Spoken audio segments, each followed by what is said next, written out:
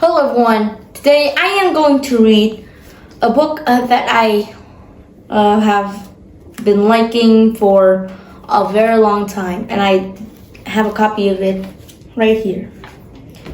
It's called I'm Home, and it's a sketch collection during COVID-19 quarantine by, I don't want to say, okay. So, there's just a quick forward, I don't know. And so I'm going to read. Dear readers, together we have experienced the period of life and death struggle against COVID-19 pandemic. All over the world, there are more than 5 million cases with more than 300,000 deaths and about 25 million jobs lost. The lesson we have drawn from the pandemic struggle is that humanity's life is precious. The terrible pandemic will be gone. The struggle leaves us with an important imprint. Love and collective strength will win. Vietnamese Women Publishing House bring to public our new book, I'm Home, bilingual. That's a new word that I just learned today, actually. I didn't read this word until today. So basically, it's just it is spoken in two languages. Someone speaking in two languages is called a bilingual. And I am, because I speak two languages, Vietnamese and English. Alright, let's continue. Now, a bilingual word based on a collection of Tan Quang's sketches entitled Stories in the Quarantine Camp Amidst COVID-19. In our wish to achieve memories of fine and brave activities to win the pandemic, a topic that is top of mind. The collection, released on Quang's Facebook, has attracted more than 40,000 likes and thousands of comments. This motivated our community improve their determination and energy to fight against COVID-19. During our preparations for the final script, we have asked the author to add some more drawings to proudly demonstrate the emotion and excited moments during the intensive days.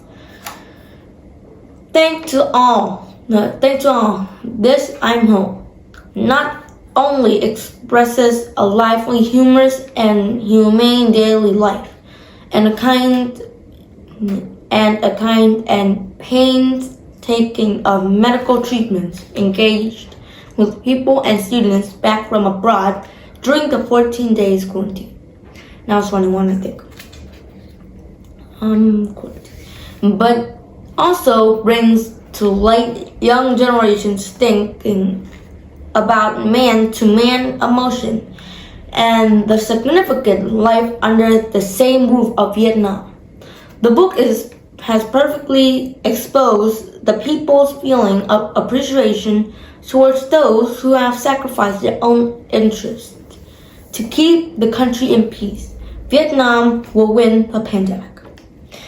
Vietnam Women's Publishing House hope that I'm Home will speak out near and far an active message about appreciations, the spirit of responsibility, creative ability, optimism, life confidence among the young generation today. We plan a free book offer of I'm Home to medical staff and soldiers on the front line. We wish to raise money for the weak sex affected by COVID-19. We convey our thanks to the author of the collection and the reader who spares such a precious emotion.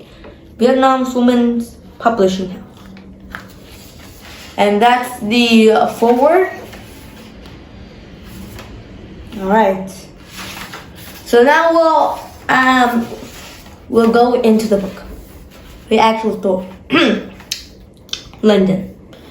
It was early March. The temperatures started to get warmer and a new life sprang up after the harsh conditions of winter. Spring. We all international students and local people alike were excited to wait for the season, and flowers and grass sprouted brightly, birds chirped and sang.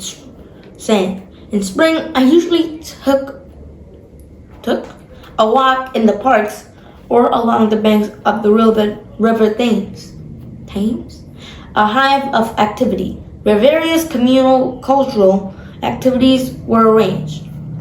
I also liked to spend time attending remarkable events in museums and exhibitions.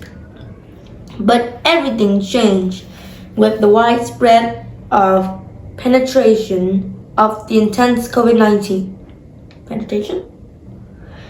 This brought a lot of chaos and anxiety, collapse of learning and employment planning. Across the international student forums in Europe, an anxious and unsecured atmosphere pervaded all the debates. Vietnamese students all dreamed of being back in the hands of their beloved family and in the warmth of their homeland. We Vietnamese students abroad. Wait, what? Yes, that's it. We Vietnamese students abroad might stay back or leave for home, but home is where our heart is. To be home. And indeed, to step foot on the homeland was a stormy journey. The flights were consistently canceled. The policies of immigration changed daily. The risks on the way made it a sleepless and loss of appetite journey. I remember I felt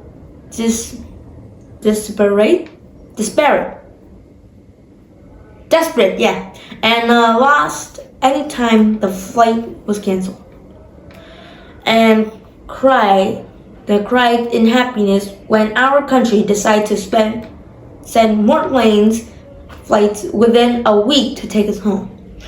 We all understood that in order to support us to fly back home, it was a huge sacrifice of so many people and organizations who were willing to cope with hardships. And never did I experience a flight with so many emotions. We were more or less worried about being discriminated against when we returned because of the risk of carrying virus is high. I remember hearing an air steward said, "How are you? If you're tired, you can have a good rest on the back of at the back seat over there." I felt it warmed up my heart with kindness, enthusiasm, and good care. A feeling of being home was rising within me. Though we were still in airspace of Europe. After nearly 12-hour flight, the familiar and intimate scenery of the homeland appeared in everyone's happy face. Leaving the plane, each of us got a swab test, filled with the medical form and waited for arrangement on the isolation center by cars. My flight had just over 45 passengers, and we were the last citizens to fill the quarantine zone of the 7th Military Region, Ho Chi Minh City. Feeling relieved mixed with curiosity and anxiety about how life in the next 2 weeks of isolation would be like. We were all about to step into a very different chapter of our life book. The isolation center, located on the outskirts of the city, welcomed us with lush green trees and an airy, fresh, quiet atmosphere. The first impressions were so pretty and soothing, the stark contrast to our anxieties in the days before. Getting off the bus, we were sent to a module in classroom to learn the rules of isolation before being sent to the quarantine area. Here, we were provided with the information about regulations to ensure safety for ourselves and the community. The soldiers and doctors also gave us a preliminary health check, health checks, and answered our queries. Those are some weird words I just read. And things were in order. Safety distance was made. The soldiers directed us one by one to our rooms. Look at the 5-story buildings. Look at the big heap of heavy luggage waiting around us. Many of us were wondering how to reach our rooms upstairs without elevators or the like. As we were being confused, a lot of soldiers, with their strengths and experiences, easily lifted the luggage on their shoulders, moved quickly upstairs. One moment after, all of our suitcases lay neatly in our room. We felt relieved.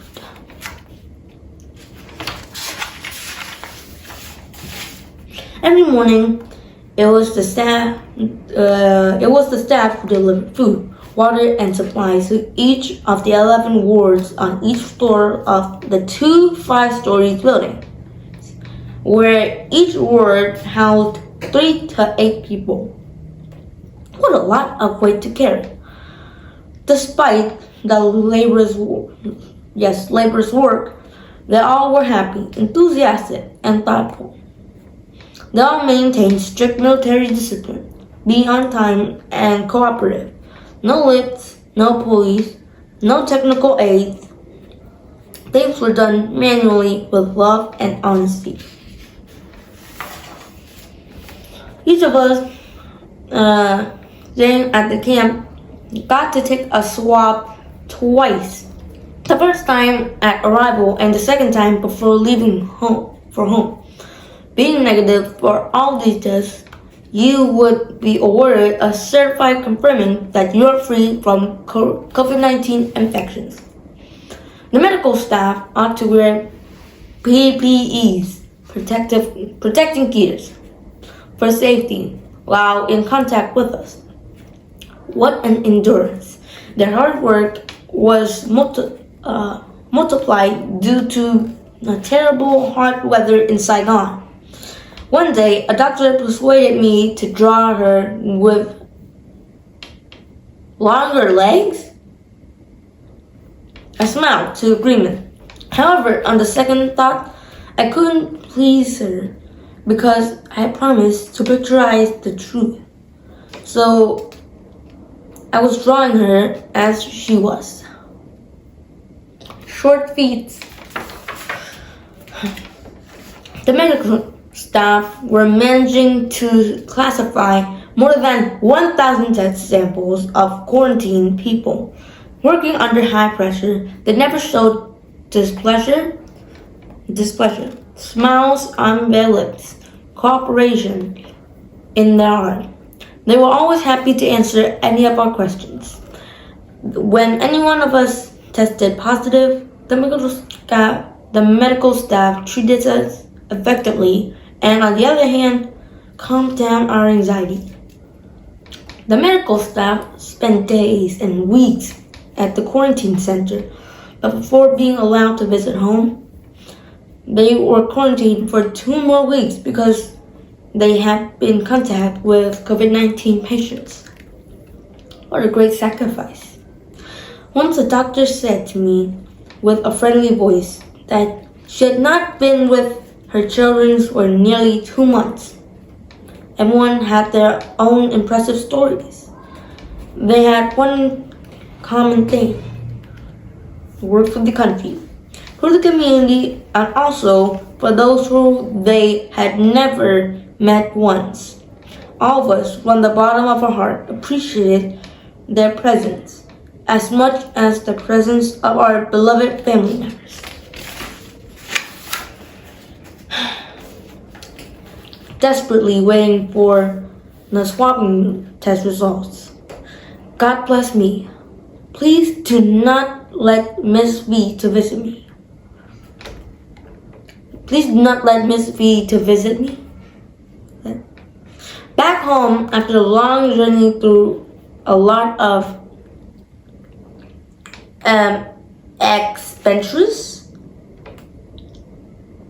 experiences, or whatever, unsafe flights and public transportation, we understood that it was a high risk. That was why the waiting moment for test results seemed to be as long as a century. It was also this moment that taught us a lesson of dignity and values of life. It was that moment for us that what characteristics we earned was no more important, but it was the negative test result brought us happiness. A tragic event sometimes became a good chance for us to look back on ourselves, to pursue a better life. Oh, now I understand. Miss V, look around here. Miss V is Vietnam wordplay. Miss equals, just Miss, and V equals virus. So Miss V equals Miss Virus.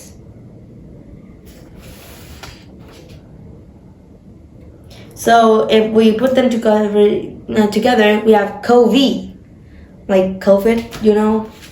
Some of you know, some of you don't. Most of us know. Right. This will be the last part I'm going to read today. Waiting at the door for shots from doctors. Twice a day, doctors moving through our everyday life left us with cheers and worries. Their job was to check if any change occurred for quick response. The shots left us with mixed feelings, and then, once I turned out to be a hot boy and was taken away to have a close examine, I felt panic rising within me.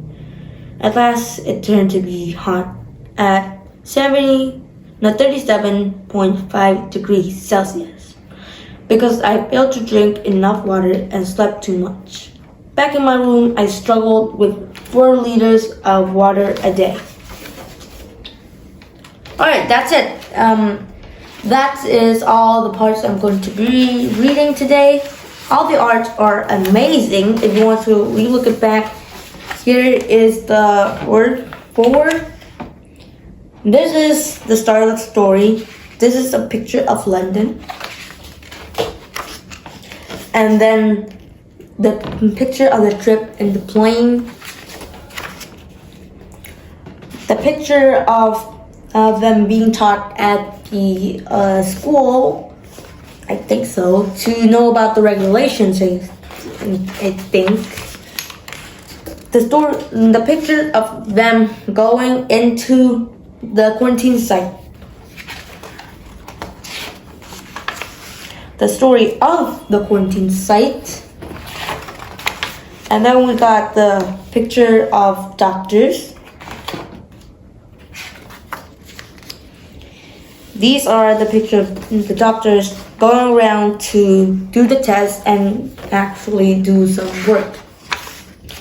And then there is this. Some of them leaving the quarantine site, or maybe some of them entering. I think is most likely be leaving the quarantine site. The doctors going around and checking people and the scan. And now, next time I'm going to read from here. And this is the picture we're left. So I'll be on the lookout for that. Anyways, that is it for today, and I will read this book continue until it is done. I hope to see you another time. Hope you will see something good from the story. Bye.